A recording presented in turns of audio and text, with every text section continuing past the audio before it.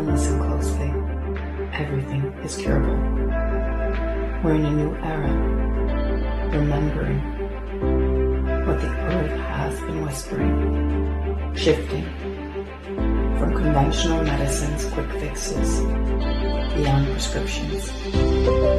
This is our journey back to the intelligence of the body. Welcome to Beyond the White. Welcome everyone. I'm Gaya Stepanian and you are watching Beyond the White Coat, where we return to the earth's natural medicines. This show is for those of us who want to hear the truth, where we want to take the blinders off, where we're willing to step beyond what's been comfortable and known to us, where we've come to a point in our lives where we realize there has to be something more. It can't be as what we've been told. That we're willing to take those blinders off, open up a window to a new understanding of our healing, of who we are, of medicine, and of challenging those things that we thought were true at one point, but don't seem to make sense and don't give us the answers. So here we are once again with Dr. Glen Rein. Dr. Rein is a neuroscientist.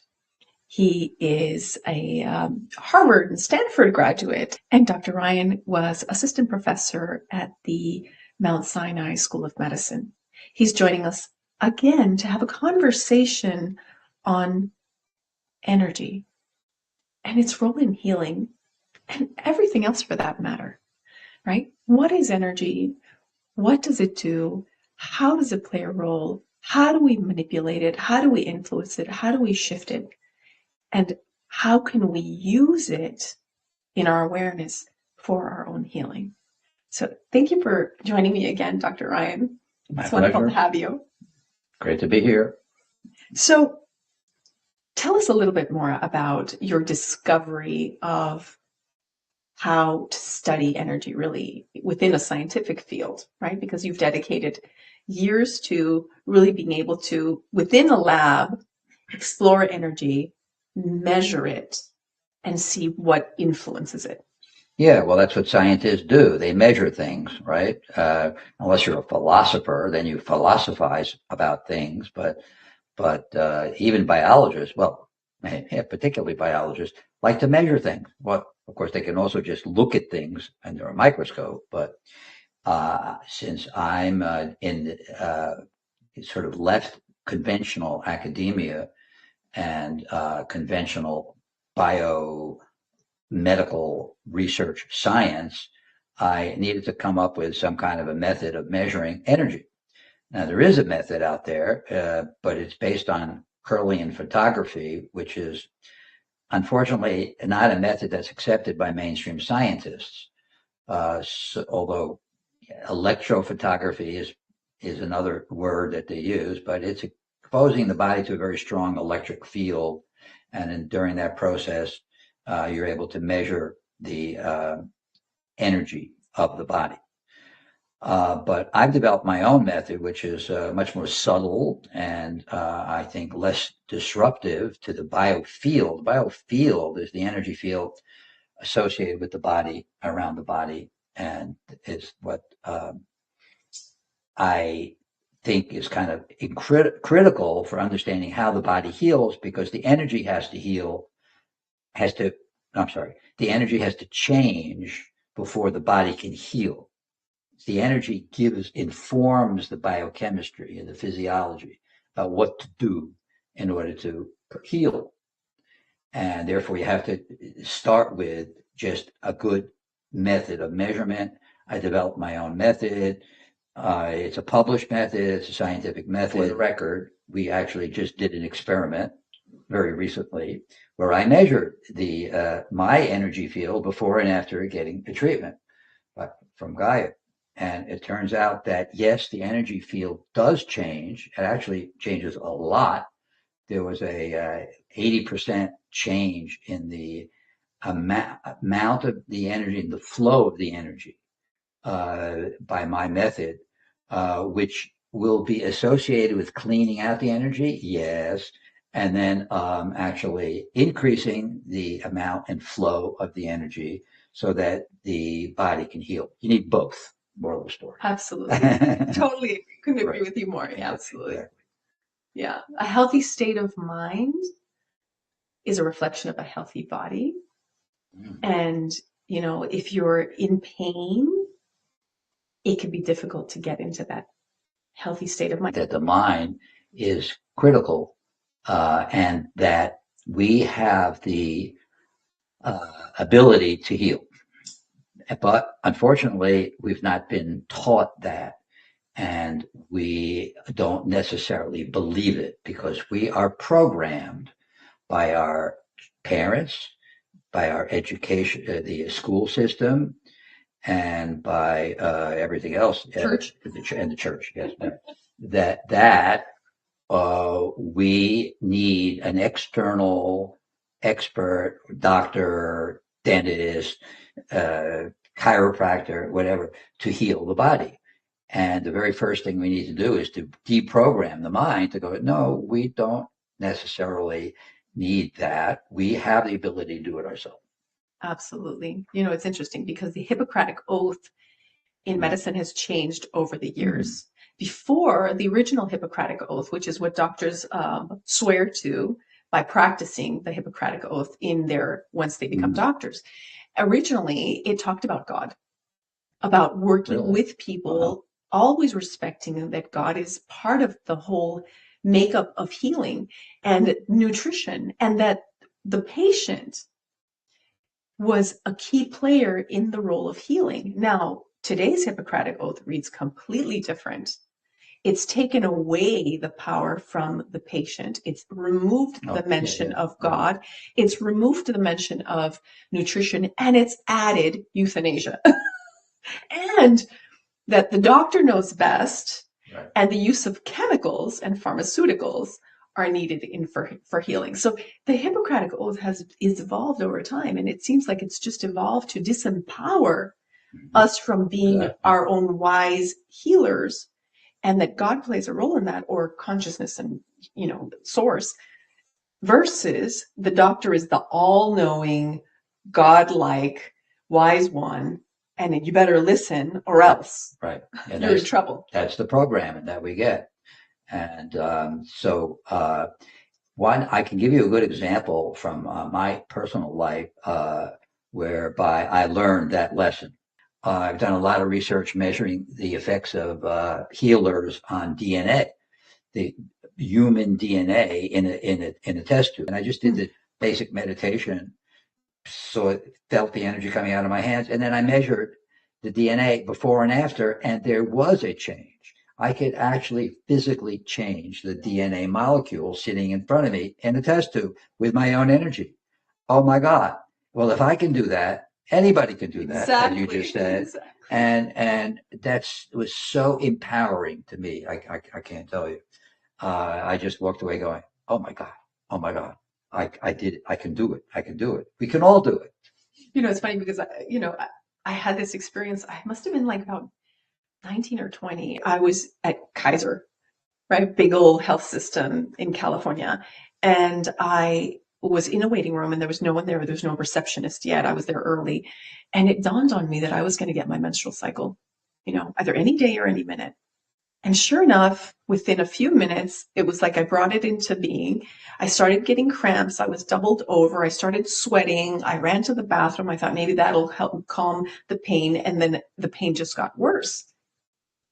So at that moment, it dawned on me that I had never really practiced progressive relaxation with me for any particular purpose other than helping other people with their pain. So it was kind of like my moment of truth. You know, does this really work? Can I really get it to work on me? And so I kind of felt like this charlatan who had been doing it for others, but had never really kind of put it to the test.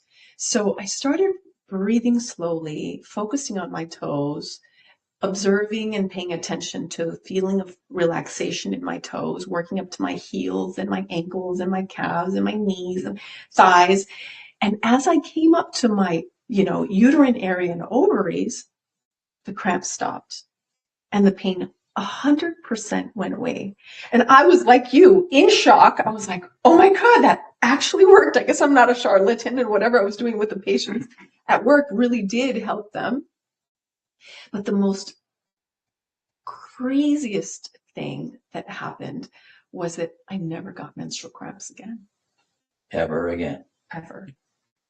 Talk about permanent healing. Yeah, exactly. That's the ultimate example of that. That's cool. It was like through attention and intention and awareness, my body was able to register that it didn't have to feel pain during a menstrual cycle. And I literally, never had cramps again. So in that case, what did you actually do? You visualized the organ. I focused on breathing slowly Okay. and deeply. I started with my feet and then just kind of attending to how they physically felt, and then ordered it to relax. Uh-oh. Then I worked up my way up until I got to my ovaries. Yeah. Each time observing this sensation of relaxation in each body part. And so by the time I got to my ovaries, that awareness that I could actually relax all these parts in my body, it was Herbert automatic. Benson was at Harvard University, was one of the first people to do that kind of work. But I would say that yes, in some cases, all you need to do is relax the organ because we're all stressed and tight and tense, and that's just the act of doing that is enough. But in some cases, it's not enough. Like, I mean, I would say, for example, if it's a severe disease, like a disease, or cancer disease, you need to do a little bit more. You have to inform the body about what to do. So I've been very obsessed about this question because imagery is very powerful, and imagery can really well, that's a good example, but they can cure cancer. With people, way back in the 70s and 80s, they were curing cancer, but with people visualizing little Pac-Men, little computer, little creatures that would gobble up the tumor, and they literally like computer programs that in the shape of a Pac-Man with a mouth and could just eat up the tumor. But so that's a visualization, and then at the time they discovered that the more specific the imagery is, the better it works. So it's not like you just say, well, okay, I'm going to visualize myself being cancer free. That's almost like being pain free. But it's actually a very specific mechanism and a very specific set of imagery that they use. So I became obsessed with this idea of, well, what do we really want to focus our intention on to heal the body? And my answer was the energy of the body, because, you could visualize, the heart rate slowing down or the organ slowing down. But for me, energy healing is all about change, as we said in the introduction. You change the energy so that it will manifest and change the physical properties of the organ. It's interesting because I practiced this with a client just a week ago. Someone with a cancer, a pretty advanced cancer. And while the person is healing, the person is still having pain. And the pain was pretty excruciating. So I walked her through the relaxation and the breathing. And for the pain. For the pain, not to heal the cancer, but for the pain. And we're working on several modalities in terms of the cancer. But she went from being in excruciating pain, that she was in tears from the pain, to being able to really moderate and diminish the pain just through that, which really it is a combination of breathing, attention, visualization, and intention. Yeah. Absolutely. Right. It was in my research that it turns out that the intention is a critical part, and that's the mind. Again, we're back to the mind. And most people know how to use their mind, but they don't know how to use their higher mind, because it's the lower mind, which we normally have access to, and it's the lower mind, which is connected to the body. But in order to control the lower mind, to control the body, you need to go to the higher mind to control the lower mind, to control the body. So when you're talking about the higher mind, we're talking about the higher states of consciousness. We're talking Right. about the higher self, the spirit that's connected to source or God. Right. Yeah. Right. Yeah. I just make the distinction because I think the mind is very complicated, and it's something that we can learn to control. Like we can learn to control our emotions in our lower mind, but we can also learn to control the higher mind. Agreed. Absolutely. As to promote the healing. So that's for me been the essence of the research, to understand how energy actually heals. And it turns out that there are different kinds of energy. And if you really want to heal at a higher level, you need to raise your energy to a higher level.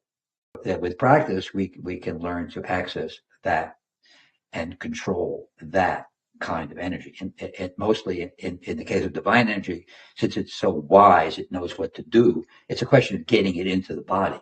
You bring to my recollection when my 6-week-old was dying in the hospital post her first vaccines. The OB had insisted that I get her vaccinated because she was small, and she had been jaundiced at birth, and so it was, and I was at the time so afraid, even though I knew better, but I ended up listening to her, and I ended up getting her vaccinated. That same day, she developed a viral pneumonia. Had to go to the hospital, even though I was calling my pediatrician friends, and they were saying, well, try not to go to the hospital, because the minute you walk through those doors, you're exposing her to way worse. But, they told me, well, if the fever goes above this, then go to the hospital. And I did. I ended up having to go to the hospital. And they did all these tests. There were a bunch of false positives. In other words, the tests weren't accurate. And they repeated them 3 times, and each one said something different. So that's how much I trust medical tests, or conventional medical tests, or white coats in general. In general, yeah, I had an amazing pediatrician, and I knew some really wonderful pediatricians, but not all of them are the same.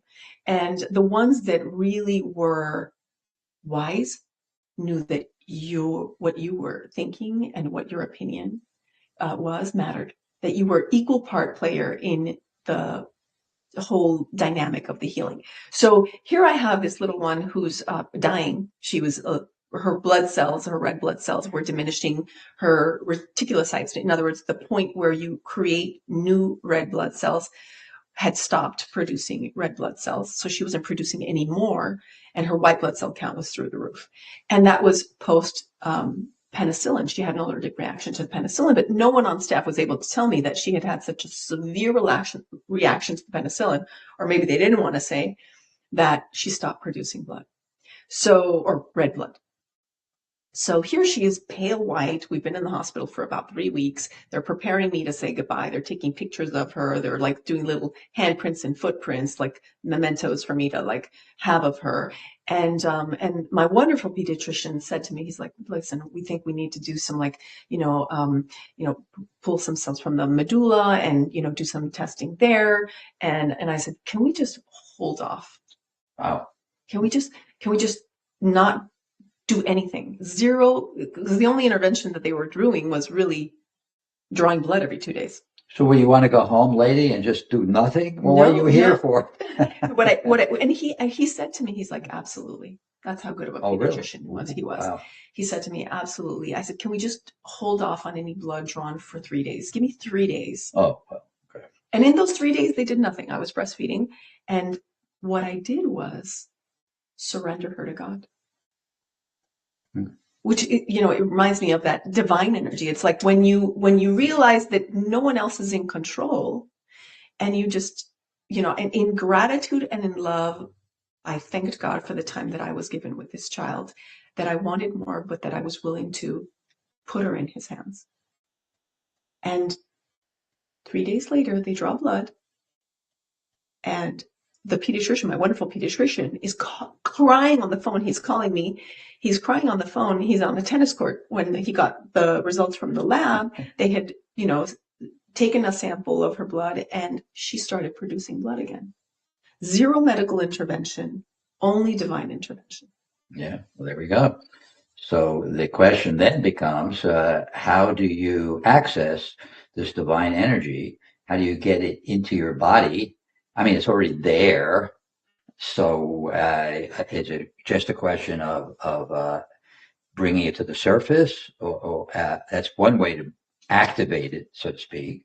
The other way to activate it would be to bring it in through, I believe, through the crown chakra, although some people say the third eye, but that's from my spiritual group and path. They say that the divine energy comes in through the crown chakra. And so there are two ways to do it. Either you do that, or you liberate it and activate it. I do have an imagery technique that I can share with the group, because as I said, we normally function at the electromagnetic level in our bodies, but there's a way that you can convert electromagnetic energy into divine energy. The method is through a wormhole, basically, because a wormhole is a donut. There's a non-technical term for you. And the energy spirals in to the center, goes through the 0 point, and then spirals out in the opposite direction. But not only is what's spiraling out the opposite direction, it's also a higher dimensional form of energy. And this is in the physics literature. So this idea is like, well, okay, if you can actually do that with a toroid, where are the toroids in our body? And it turns out that DNA itself is a helix. It's two strands, but those two strands, like a string, wrap themselves into a shape of a toroid, and that's in the biology literature. So I'm proposing that this is the function of toroidal DNA, to actually act as an antenna to bring in, to convert our electromagnetic energy into divine energy and promote healing. So you can visualize that. I couldn't agree with you more. In fact, one of the ways that I've taught my students is that if you want to align your energy centers or your chakras, then just visualize yourself inside your toroidal field and expand it. Right. And it aligns everything. And it's very fast. Right. It's very, very fast. Yeah, well, so it turns out that some people have proposed that toroidal energy field not only is associated with a physical object like the DNA shaped as a toroid. That makes sense. If it's a toroid physically, it would generate a toroidal energy field. But some people are out there saying that the heart itself generates a toroidal energy field. So then we're back to what we talked about in the beginning. You got to access the heart energy, the intention, and with the correct image and the divine energy. So that's your homework, everybody, if you want to heal yourself. The sense that we get into a place of neutrality, right? That's I believe, that expansion of that toroidal field, because when you're in that point neutral, then you're not in fear, right? When you have a disease or when you have a cancer, you're in, many times, most people, not all, but many times people are in fear. They've been told, oh, you have this deadly situation. Oh, you have only X amount of, months or weeks or whatever to live. Yeah, and those shocking events can pierce that field, right? Can create wormholes, other kinds of wormholes.